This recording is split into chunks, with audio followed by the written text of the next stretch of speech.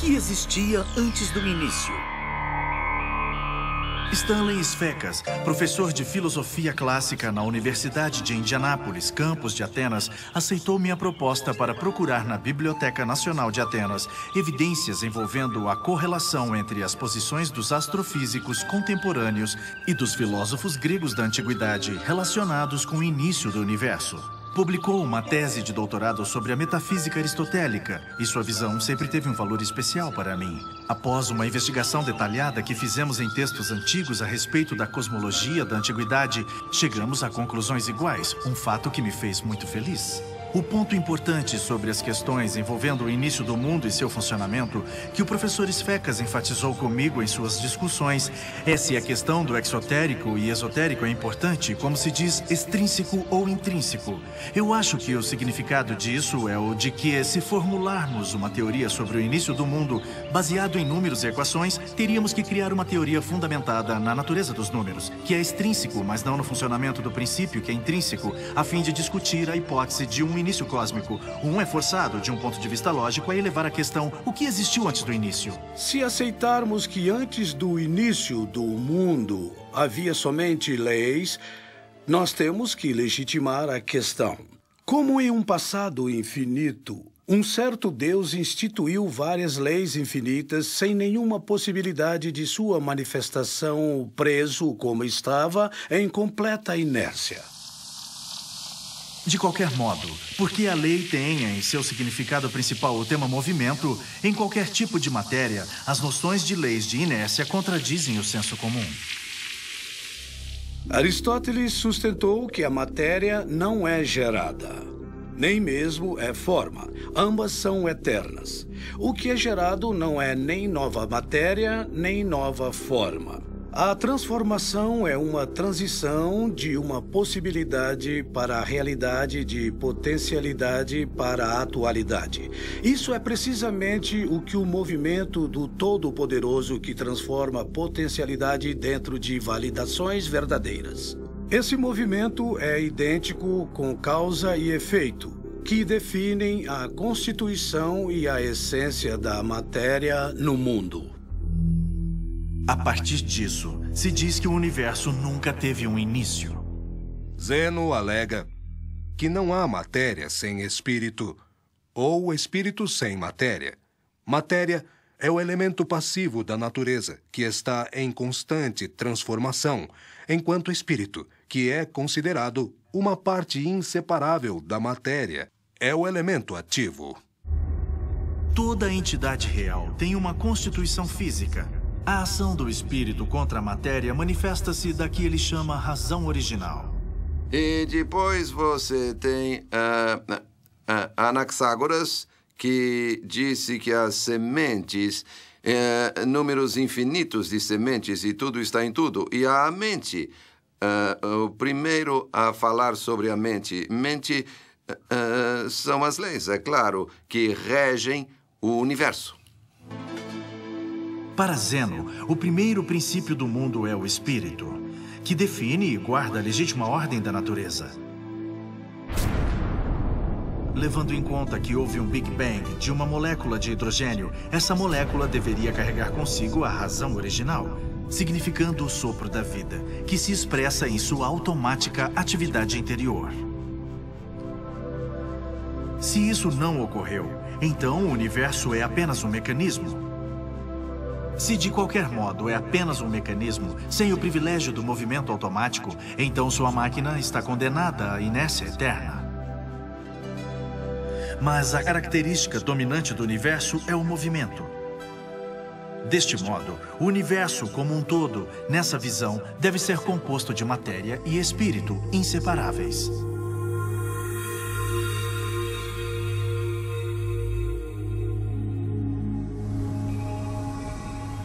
Voltando sozinho para minha casa, naquela noite chuvosa, eu estava pensando que a questão mais séria em nossas vidas é: por que o universo existe?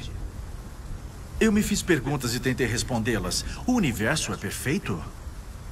Se não é perfeito, então por que ele é suscetível a equações? E por que as leis que definem sua existência e sua essência não entraram em colapso?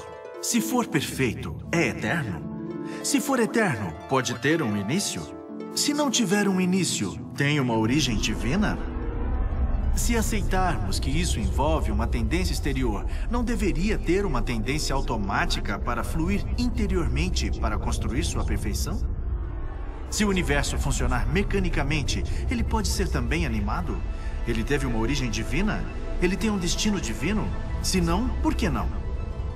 Enquanto eu colocava a chave na porta, eu recordava a visão científica relativa ao princípio antrópico cosmológico e fraco, que alega que foram necessários 10 bilhões de anos para a vida inteligente se desenvolver em nosso planeta.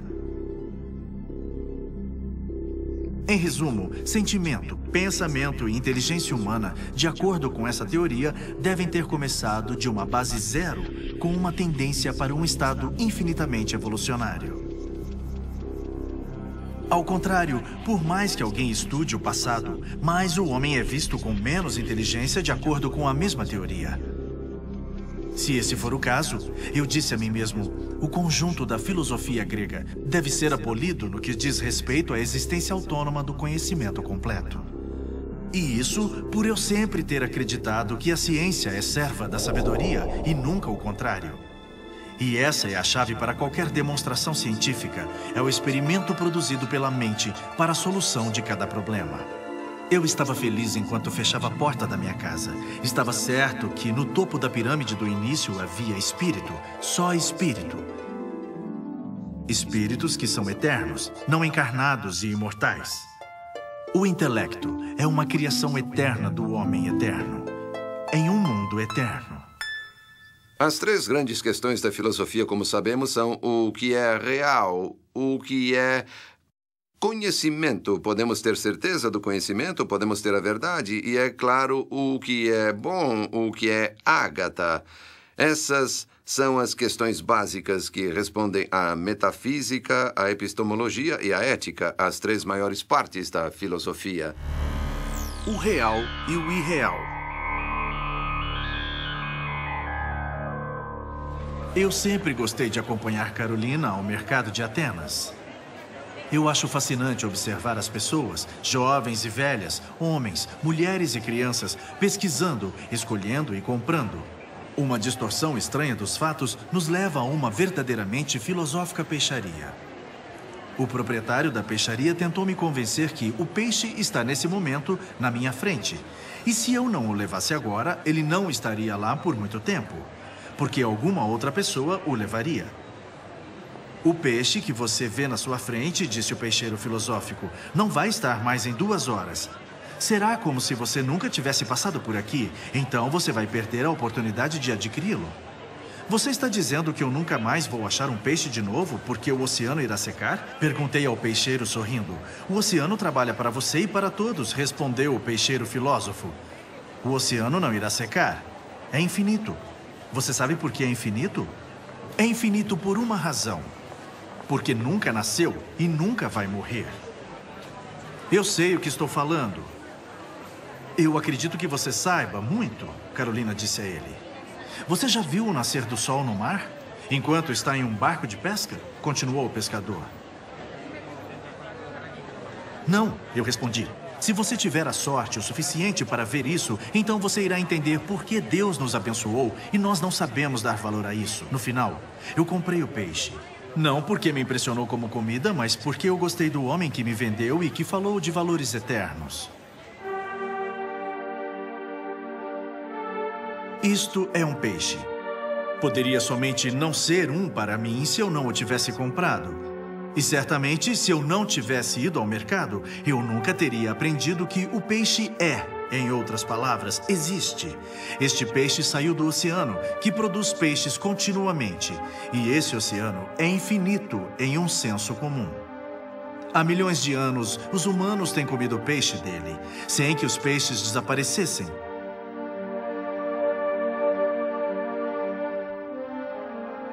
Eu estava pensando que Aristóteles acreditou que ser refere-se a qualquer coisa que o homem possa aprender em todo o universo, com seus 5 sentidos. E que ser é caracterizado como sujeito pela matéria, assim como forma. Então, o peixe existe para mim porque eu percebi isso.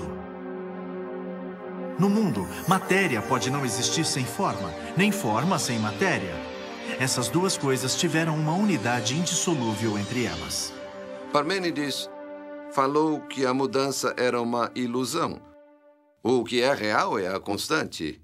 Para Aristóteles, ambos matéria e forma são eternas.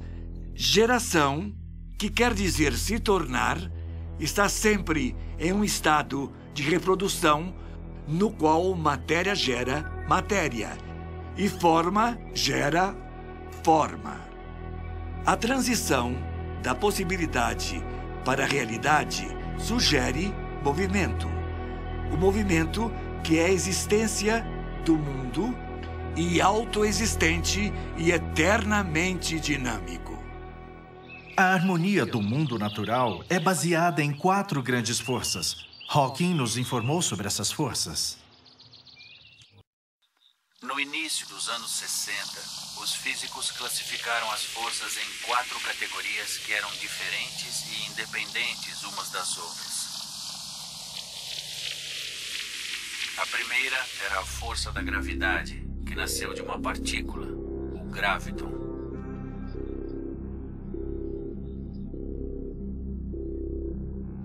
A força gravitacional é a mais fraca de todas as outras forças. De qualquer forma, tem 2 propriedades significativas que contrabalanceiam sua pequena intensidade. Primeiro, é universal com ações e todas as partículas do universo no mesmo caminho.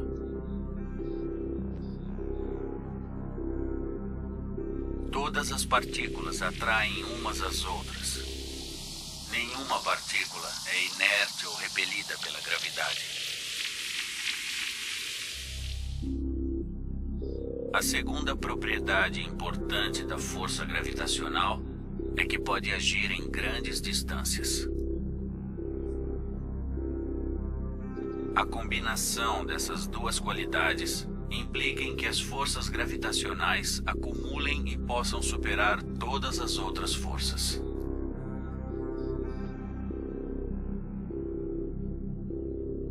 A gravidade leva um grande corpo à destruição e nada pode parar isso. No caso de uma estrela ou galáxia isolada, a destruição cria um buraco negro. A segunda dessas 4 categorias de força é a força eletromagnética, que nasceu de uma partícula que chamamos de fóton.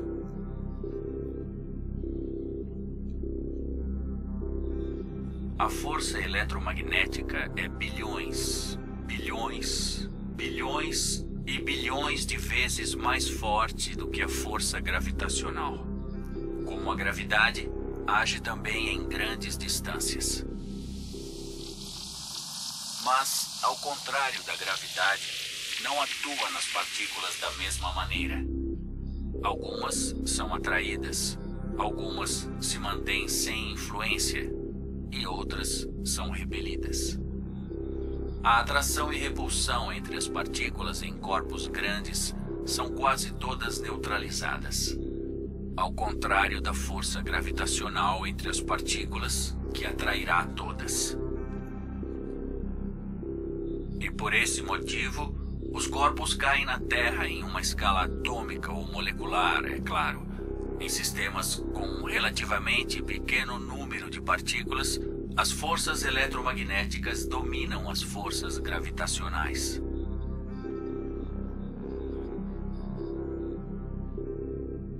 Na ainda menor escala nuclear, 1/trilionésima porcentagem de 1 metro, a terceira e quarta forças, a fraca e a forte força nuclear prevalece sobre as outras. As 4 grandes forças que o professor Hawking cita determinam a medida da função da harmonia universal. Ambas, qualidade e quantidade de cada força, produzem um resultado total, exatamente como o universo precisa para existir. Se uma dessas 4 forças fosse um pouco mais fraca ou um pouco mais forte, essas forças não poderiam coexistir em harmonia. Para ter certeza, com essa medida perdida, o universo seria destruído. Essa medida de completa harmonia tem uma fonte divina.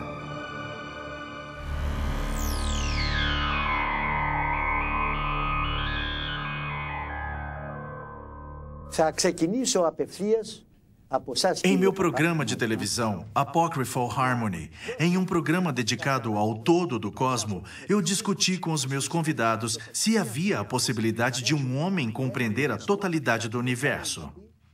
O mundo que nós podemos perceber além da Terra, além dos planetas e da galáxia. Todo esse universo conhecido que enxergamos à noite com telescópios. Constituem uma parte comprovada do todo que é perceptível, para que compreendamos esse todo. Qualquer coisa que o homem conheça e qualquer coisa que ele venha a conhecer no futuro sobre o universo será sempre limitado, dado o convencional desenvolvimento humano. Qualquer coisa que não vemos, qualquer coisa que não podemos medir, temos que considerar como não existente, no sentido de que é inexistente pelo nosso medo. E qualquer coisa é inexistente nesse sentido, não se move desde que não exista em nossas mentes. O movimento é uma propriedade cujos limites estão dentro do cálculo humano. O que quer que percebamos como existente, o que podemos dizer com certeza é que se move e é real. A água que flui da nascente e completa o lago é uma realidade. Mas os sistemas das galáxias, além das fronteiras da percepção humana, não são reais. Por isso, não se movimentam, já que só achamos que eles são provavelmente encontrados em mundos distantes. O todo do universo não é calculado com precisão. Nem pode ser medido, nem demonstrável. Está além da razão. Por isso, tem limites desconhecidos e, finalmente, está além de qualquer cálculo ou especulação humana. Portanto, o todo é imóvel. Conceitualmente, pertence ao campo das ideias que dizem respeito a Deus. Toda teoria científica que tenta provar que o conhecimento existente da parte constitui a escala da interpretação do todo traz à minha mente o peixeiro que desesperadamente tenta iluminar o oceano com a luz de seu barco. O todo, até mesmo como palavra, é convencional. Nada nos impede de dizer que o todo pode se reproduzir em uma estrutura de imagens de espelho aritmeticamente infinita do todo. Você já entrou num elevador que tem espelhos? Se não, se imagine como o todo. Entre num elevador com espelhos e conte, ou tente contar quantas vezes você se vê. Muitas? Bastante? Ou infinitas? Nossa tentativa para entender o universo em sua totalidade indica que nossa mente tenta criar uma teoria unificada na qual a totalidade das leis do universo serão conhecidas, até mesmo se só convencionalmente, e seríamos capacitados para interpretar isso. Hawking discute a teoria de todas as coisas. Em 29 de abril de 1980, dei a aula inaugural como professor de matemática na Universidade de Cambridge, intitulada O Fim da Física Teórica Chegou.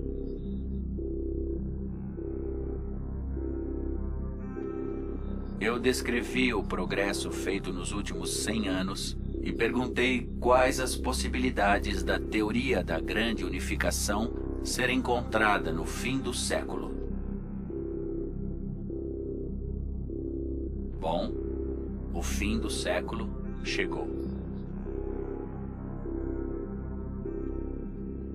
Embora tenha havido muito progresso, especialmente nos últimos 3 anos, não parece como se nós finalmente tivéssemos concluído. Deixe-nos, de qualquer modo, rever o período que passou e deixe-nos imaginar a perspectiva da realização desse objetivo de física teórica em um futuro próximo. Ou quem sabe, o objetivo vai estar sempre além do horizonte. Minha fé na total interpretação do cosmos, como é posicionada pelos filósofos gregos da antiguidade, me leva a uma conclusão de que a ciência, em seus esforços para interpretar a totalidade do universo, irá sempre se encontrar além do horizonte, como o professor Hawking chama isso.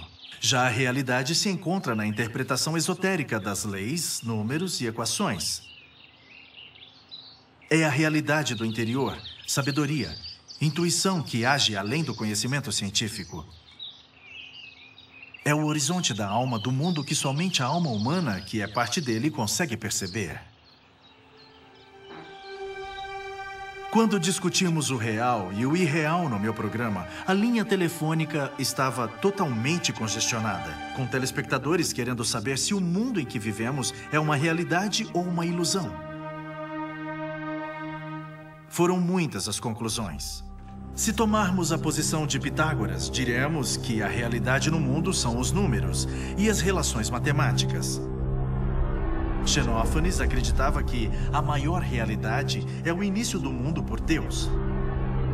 Parmênides proclamou que o princípio unitário do ser não era gerado, era imóvel e incorruptível. Heráclito defendeu a teoria do fluxo. Ele acreditou que a realidade era uma mudança incessante das coisas no mundo. Nós não temos o direito de dizer que uma coisa, por exemplo, esse jardim, é exatamente o que vemos. Mas nós temos o direito de dizer que esse jardim é o que é agora, nesse momento, mas no próximo momento sofrerá todas as consequências da mudança que deriva da contínua fluência do se tornar. Dessa forma, esse jardim não é nunca o mesmo.